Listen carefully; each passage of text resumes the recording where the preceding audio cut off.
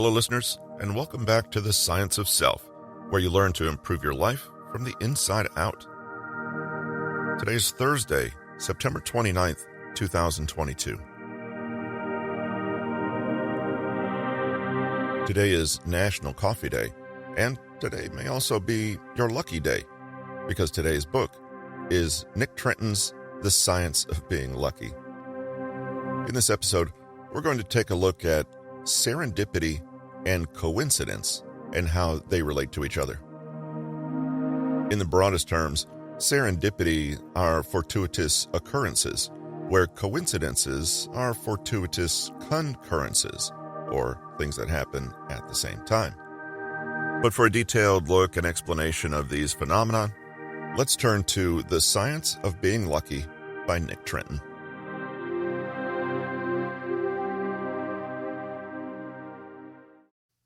Serendipity is the occurrence and development of favorable or beneficial events, seemingly by chance.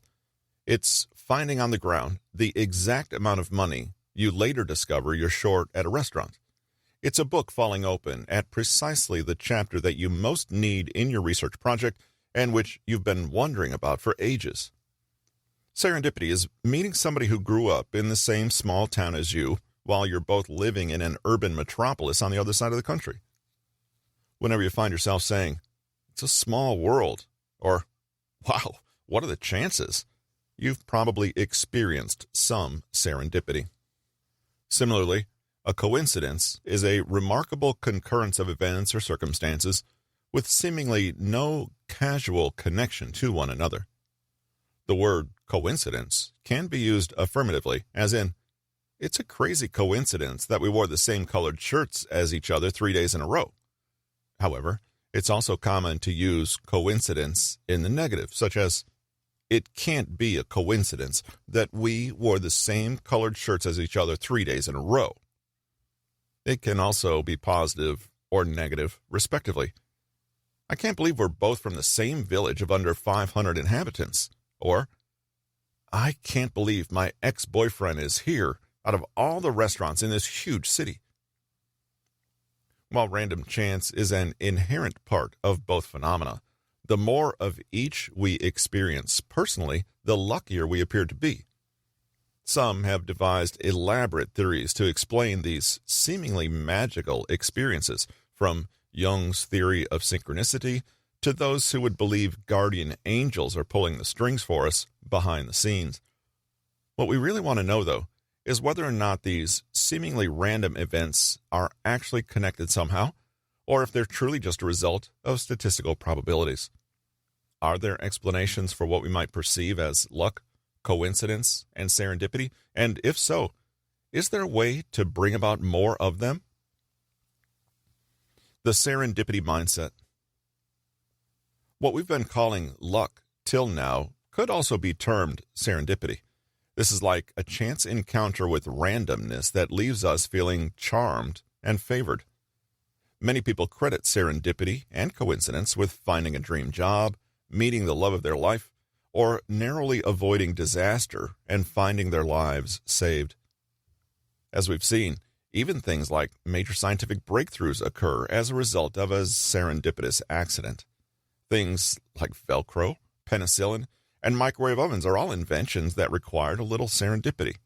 In fact, the field of combinatorial chemistry is all about using accidental combinations to generate new and potentially useful compounds. Just as we can court and nurture lucky opportunities, as well as be ready to strike when they appear, we can also make it more likely that serendipity falls into our laps. Connecting the dots this way is, again, as you can probably guess, about mindset. Serendipity comes from the unknown, so it makes sense that our attitude towards the unexpected largely shapes our relationship with it and how much luck we experience.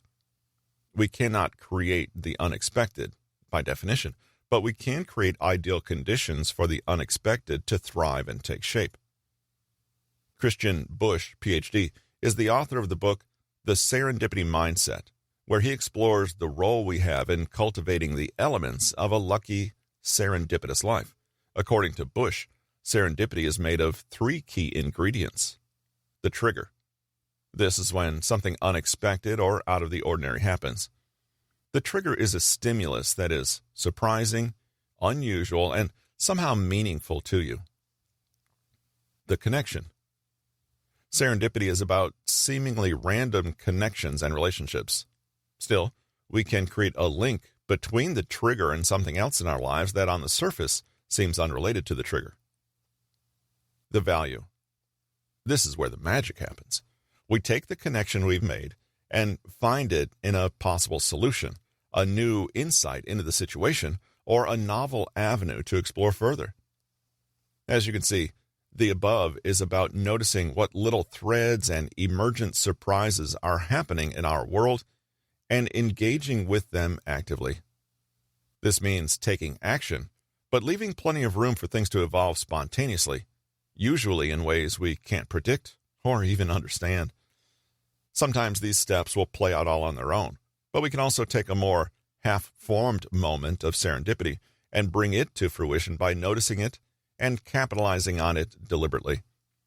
It's all about creating a life when serendipity is allowed to bubble up and where we ourselves are free to link up the dots when we see them. There may be countless opportunities flying by without our proactive effort right under our noses. Some examples will show that this works in the real world. Imagine you're at a party and meeting a few new people. They ask what work you do, and you, remembering the surface area luck theory, excitedly say that you're an adult education teacher, but you're currently launching a new mental health program where you partner with recent graduates from the counseling course at your college. The other person says, "Oh, cool. My aunt used to do something like that, I think. She was an art teacher, but she was part of this foundation that did all sorts of things with community counseling, too." Now, you could easily let this little spark of connection fly by and never think of it again. After all, you don't care about teaching art, and your college doesn't even offer it. You could start talking about something else or end the conversation. But with a serendipity mindset, you decide to grasp the trigger and make a connection. What is similar between what you've been told and what you're doing in your own life currently? Quite a lot in this case. You mentioned that you're having some trouble launching because of a lack of premises to set anything up, and you're unsure about a few legalities involved. How did this person's aunt get around it? Can she tell you more?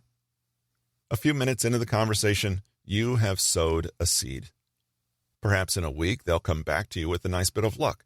The aunt shares some information about a grant you can apply for that you knew nothing about previously. A grant that turns out to be exactly what you needed to get going in your project. This little encounter might not seem like much, but with just a few tweaks to mindset, moments like these can make a world of difference in your life. Granted, there's nothing anyone can do to make sure that just the right person shows up at a party that day and that you talk to them. But as we've seen, even in this regard, we can do things to help by increasing our exposure to luck and getting out there to talk to people, say yes to opportunities, and generally get curious about the world. If you pair this with a proactive, positive, and curious mindset, you become a better conversationalist who listens and pays attention to potential triggers coming your way, rather than blabbing on about yourself or getting bogged down in negativity. Because you're open-minded, relaxed, and curious, people share things with you and find your attitude infectious. Something else to consider is that understanding the elements of luck can help you maximize serendipity, but you can also help by creating your own triggers. If someone at a party asks what you do, and you say, "I'm a teacher," and leave it at that, you might completely miss out on a whole thread of opportunity. You never hear about the aunt. You never hear about the grant you could have applied for. The chance was always there, but you needed to be oriented in just the right way to catch it. Share details with people. You never know which one might be a trigger to follow somewhere interesting. Luckily, getting good at sniffing out serendipity triggers is not all that different from being a good conversationist in general. It requires we proactively engage with others and open ourselves to letting the conversation evolve in unexpected and unplanned ways. It means listening properly to actually hear what you're told and allowing yourself to have preconceived ideas or beliefs challenged. A sense of humor, kindness, and a problem-solving attitude allow us to be active but not crush any emerging opportunity that doesn't look quite like what anyone imagined.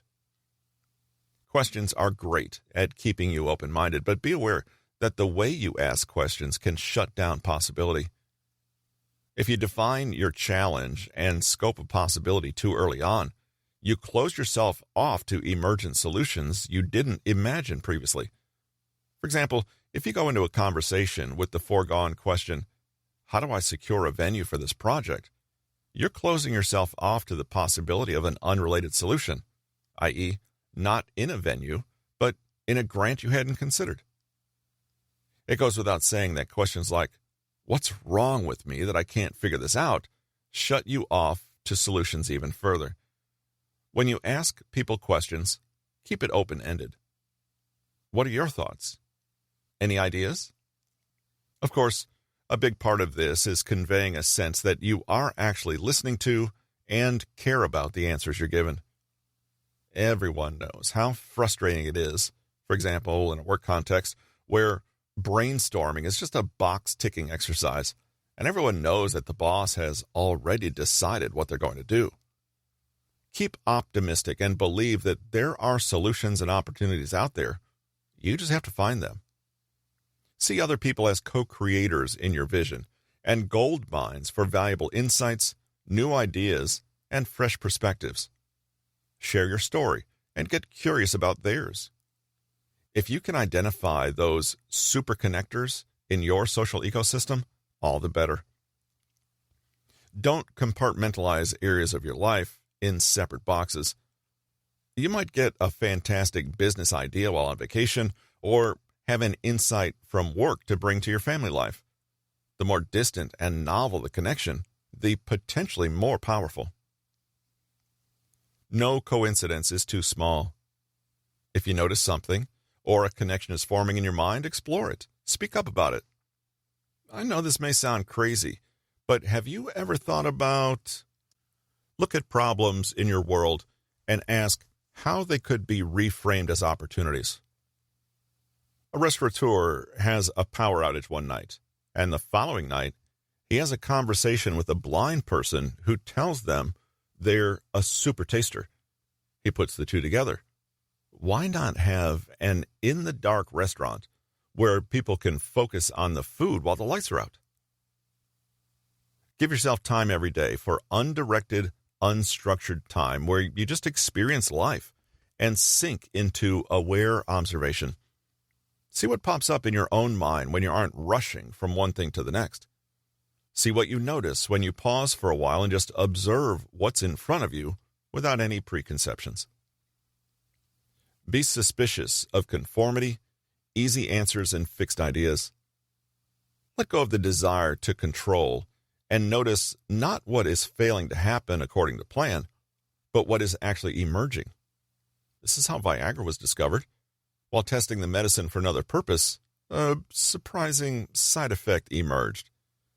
The successful medicine would not exist now if the researchers had fixated on what it wasn't doing instead of what it was.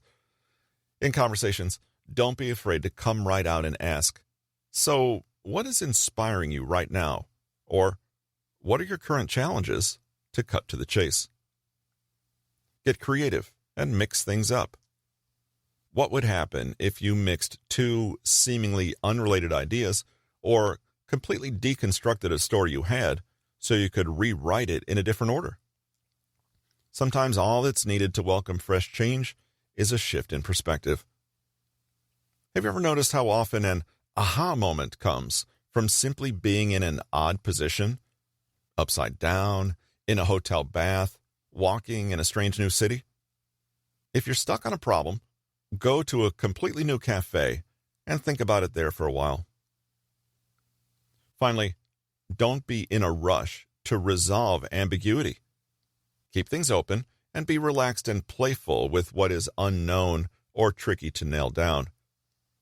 Give opportunity seedlings time to grow and sprout.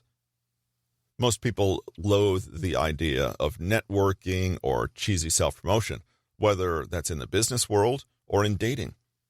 But simply meeting people is not enough.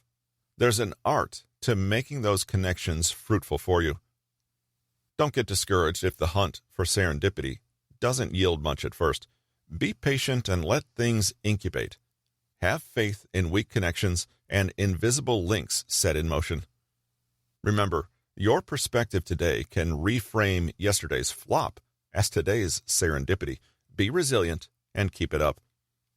Serendipity will not thrive in an atmosphere of judgment, shame, or foregone conclusions. Instead, let yourself make mistakes and play, relishing the wonder and joy you create when you let go of outcomes and focus instead on the process. Someone walks into a crowded restaurant and sees there are no tables. Instead of leaving on a whim, they ask to sit at an empty seat at someone else's table. They notice that this person is reading a book. They aren't shy and speak up, sharing how they went to school with the author. This starts a conversation that ends up in the two being married 2 years later. It's hard to imagine this moment of serendipity happening without the first person's optimistic, easygoing, and open-ended attitude, as well as their willingness to speak to a stranger. How many such opportunities are around us all the time, just one small choice or question away from being realized? Serendipity. We can consider serendipity to be the combination of two main factors, seemingly improbable occurrences and positive personal feelings about them. Unexpectedly running into an old friend is serendipitous, especially because it might lead to a profitable professional relationship, a rekindled romance, or even just sharing an enjoyable meal. On the other hand, when you just as unexpectedly run into an old nemesis and are reminded why you dislike them in the first place, well, that's not serendipitous in the slightest. You need the positive feelings associated for it to be considered good luck and not just an accident. Stephen Mockery is a prominent lecturer in the field of information interaction at City University London. He's conducted several studies with the intention of better understanding what serendipity is and the different ways people perceive it in their own lives. In a study published in 2014, Mockery questioned professionals in creative fields about what they do personally to increase their likelihood of experiencing a serendipitous encounter. Most of their answers related to variability in some way or another, mixing things up at the office by working in different environments with different people, or just generally being aware of getting bogged down in an overly repetitive routine so that they can try to change things up more frequently. Mockery summed up his thoughts on the results of his studies and the relationship between luck and serendipity by saying, "I think that luck means different things to different people. Some people use it as a synonym for serendipity, but others were clear that the two were different. Luck was totally out of our control, and there's nothing that we can do to influence it. They think that serendipity can't be controlled, but it could be influenced."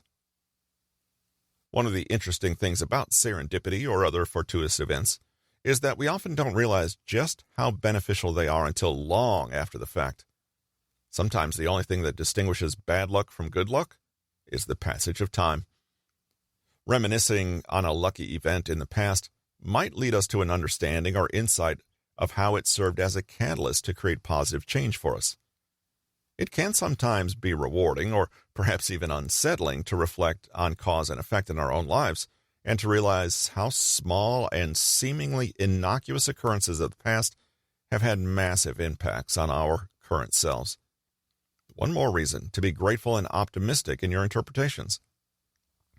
Let's say you usually eat lunch at your office, but one day you decide to go buy a sandwich from a local deli. You see an old friend from high school, Mary, as you're waiting in line. You and Mary make the usual small talk while catching up, and when you tell Mary you're working as a graphic designer, she says that she has another friend in the business she could connect you with. You say that you would appreciate that, exchange information, and go separate ways. In a vacuum, The significance of this interaction is rather ambiguous, and calling it serendipitous would seem premature, unless catching up with Mary was the most exciting thing to happen all day. Now, imagine that you and Mary weren't that close, and reestablishing a relationship with her isn't really worth the effort to you. You never follow up with her, and this is the end of the tale.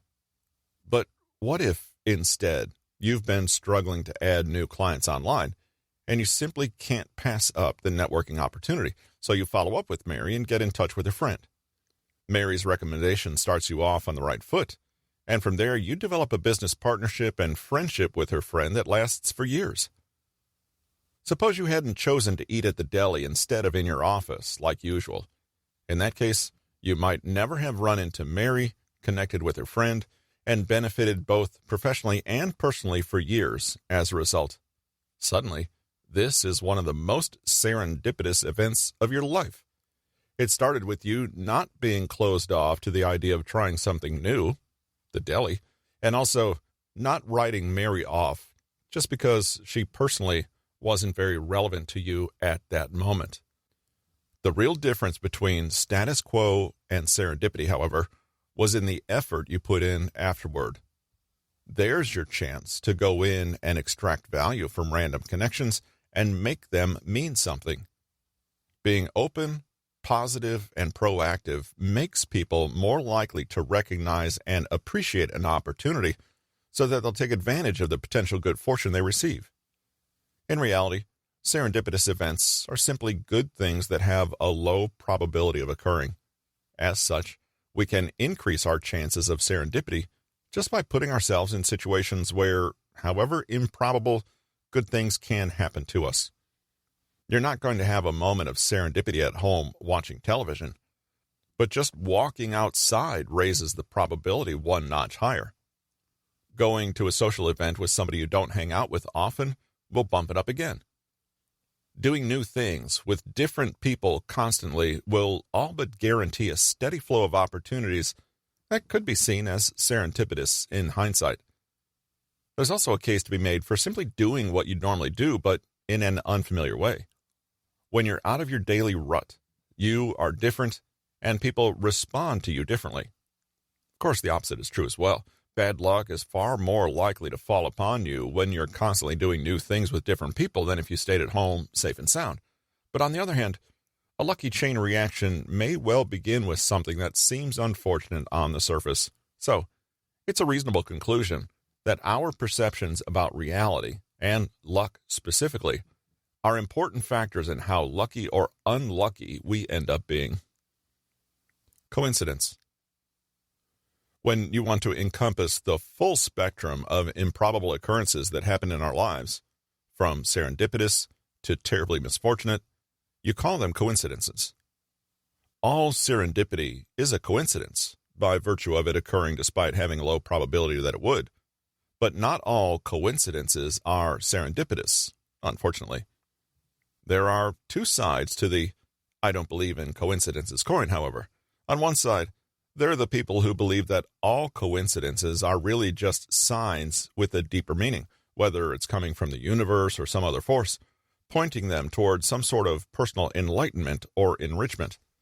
On the other side of the coin are those who say that believing in coincidences is a result of a lack of understanding about statistical probabilities. In 1989, mathematicians Percy Diaconis and Frederick Mosteller published a paper titled Methods for Studying Coincidences. At first, they considered a broad definition of the term as encompassing all rare events, but eventually settled on the definition: a coincidence is a surprising concurrence of events perceived as meaningfully related with no apparent causal connection. Interestingly, coincidences shouldn't be that surprising from a statistical point of view because they happen all the time.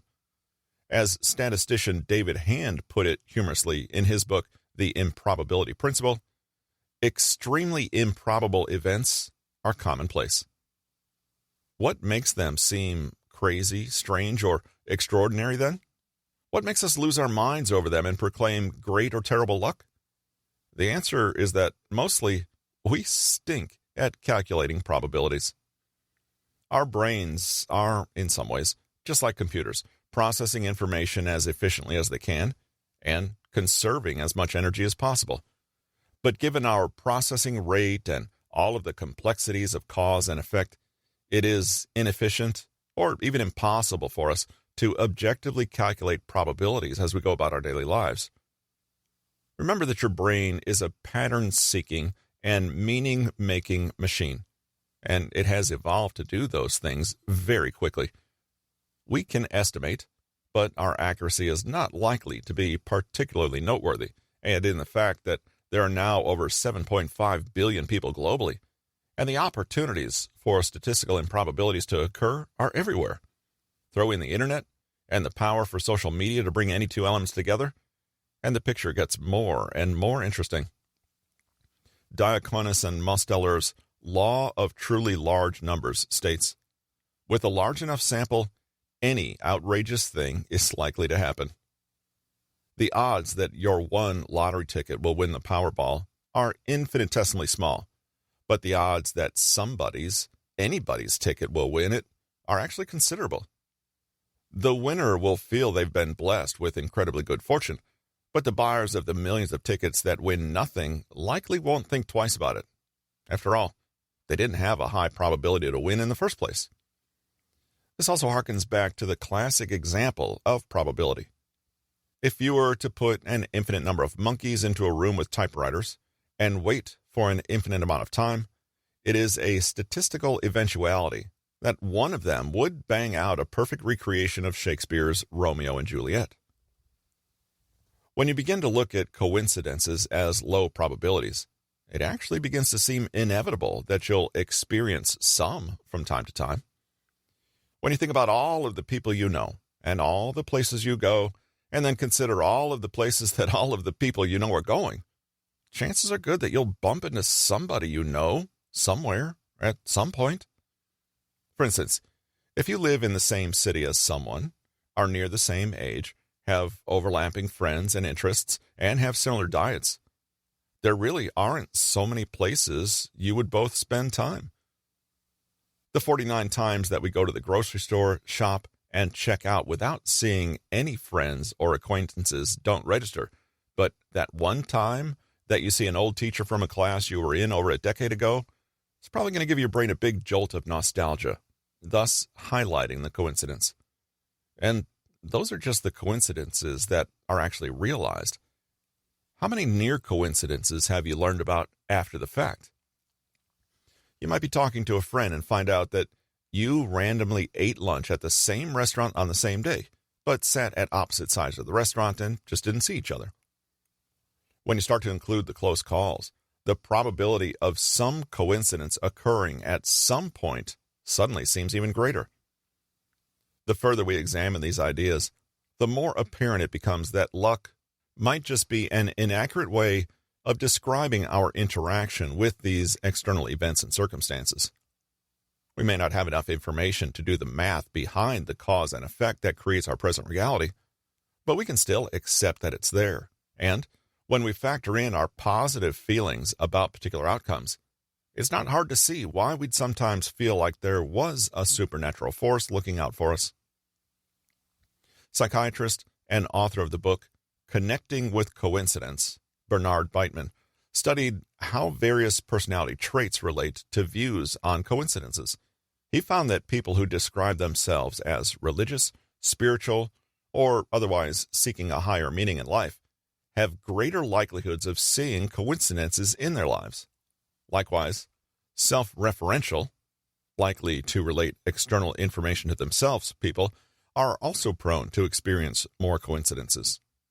Coincidence, like luck, is a tool that humans use to make ourselves feel better when we feel sad, angry, or anxious by creating meaning from all the natural chaos around us. According to Beitman, there are 3 categories of coincidences: environment-environment interactions, mind-environment interactions, and mind-mind interactions. Environment-environment interactions are those coincidences that are objectively observable in the physical world. You run into your high school sweetheart in a foreign city after not seeing each other in 10 years, which leads to a rekindled romance. These are the most obvious and easiest to understand of the coincidences. Slightly less objective are the mind-environment interactions, where you randomly think about something or somebody, and then some event relating to that thing or person happens in your life. This might be thinking about a friend you haven't caught up with in months, and then receiving a text from that friend later the same day. These premonition-esque coincidences might feel cool, but they're also highly difficult to measure. The last category, mind-mind interactions, is uncommon and might seem mystical. Whiteman coined the term simulpathity to describe a mind-mind interaction in which one person experiences the pain or emotion of somebody else who is far away. This is most frequently reported between twins, and while it is the least associable form of coincidence with luck, it is certainly an interesting phenomenon to ponder. It can be difficult to change your perception about coincidences. Maybe you don't even want to, because believing in them seems like a harmless thing people do to make themselves feel better. But in reality, understanding coincidences for what they are doesn't necessarily change the feelings those coincidences elicit in us. You can understand that running into an old friend in an unexpected place is statistically probable to happen every once in a while, yet still be grateful and excited when it does happen. Furthermore, thinking in terms of probabilities allows you to manipulate those probabilities in your favor, if you so choose, by constantly doing new things with new people in different places, so you have more opportunities to experience low probability occurrences. Clearly, this correlates with greater luck. With that in mind, let's examine something referred to as the birthday paradox to better grasp the math behind our coincidences. Given a sample size of 23 people, there's a 50-50 chance that 2 people will have the same birthday. At first, this is counterintuitive. There are 365 days in a year, so how could such a small sample size create even odds? The reason this doesn't immediately compute is that our brains struggle to do computation with exponents. With 23 people, there are 253 chances for a matching birthday. The first person has 22 people to compare with, the next has 21, and so on. Summing all of the numbers from 22 down to 1 gives us 253. Now, the chance that any 2 people have different birthdays is 364 out of 365. This is the number in the back of your head, making the 50-50 odds so confusing. However, when we take the fraction 364 over 365 and raise it to the exponent 253, we get the result 0.4995, or approximately 50%. Essentially, each of the 253 times that there is a chance for 2 people to have the same birthday, we're multiplying the fraction 364 over 365 by itself, reducing it ever so slightly and increasing the odds of 2 people out of the 23 having the same birthday. We simply can't do this calculation in our heads, much like the probabilities of the vast majority of the coincidental and serendipitous occurrences of our lives. But whether we can do the calculations or not, the math is still there, governing the seemingly random occurrences of our lives. And, of course, it's easy to interpret much of this as fortuitous luck. Takeaways. Coincidence and serendipity are related to good luck. We all would like something beneficial and fortuitous to happen to us for seemingly no good reason. We can't create positive random chances, but we can foster a serendipity mindset that helps us notice and take advantage of the chances that come our way. Serendipity means different things to different people, but generally, it's the combination of seemingly improbable occurrences plus positive personal feelings about them. We can cultivate a serendipity mindset by recognizing triggers in our daily life, drawing connections to other unrelated areas, and finding potential value in that link. Making use of the unexpected requires that we are optimistic, open-ended, comfortable with ambiguity, extroverted, and good listeners, as well as willing to make mistakes or entertain unexpected outcomes. We need to be proactive and curious about what emerges spontaneously. The real difference between the status quo and serendipity is in the effort you put in following a chance happening, and the meaning you can assign to events after the fact.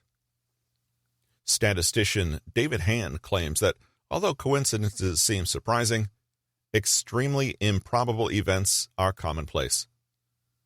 It's only the limits of our human understanding of probability that makes coincidence seem more astonishing. Luck is a way of describing our interaction with random external events.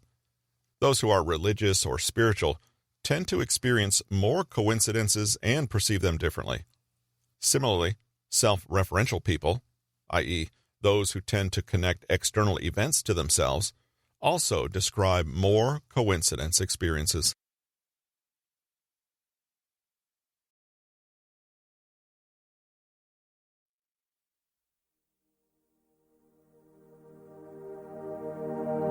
Thanks for joining us for this episode. Here's some coincidental events from the history book and the news. Today in 1988, Stacey Allison became the first American woman to climb Mount Everest. And in the news, Hillary Nelson, who is a famed American ski climber, was found dead in Nepal 2 days after falling off the world's 8th highest mountain. Today, John D. Rockefeller's luck really paid off when he became the world's first billionaire in 1916. From John D. Rockefeller, if you want to succeed, you should strike out on new paths rather than travel the worn paths of accepted success.